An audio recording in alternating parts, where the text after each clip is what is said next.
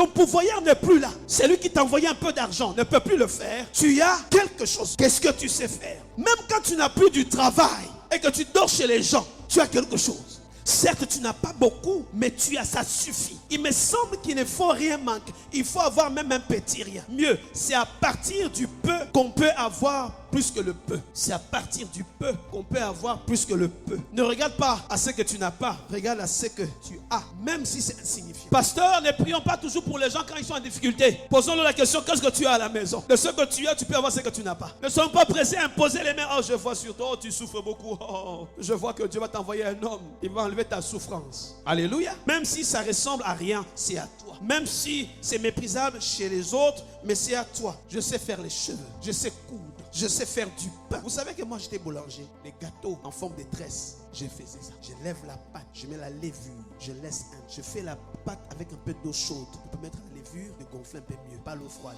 Qu'est-ce que tu sais faire? C'est pas toujours avec les études que tu vas t'en sortir dans la vie. Regardez à ce que tu sais faire d'abord naturellement avant d'aller aux études. Je ne dis pas qu'il faut négliger les études, non. Qu'est-ce que tu as? J'ai compris que l'expansion commence d'abord par le côté naturel. Pas par les études d'abord. Les études peuvent amplifier cela. Alléluia. Regardez ce que Dieu a mis en vous de manière naturelle. Pourquoi négligez-vous ce que Dieu a mis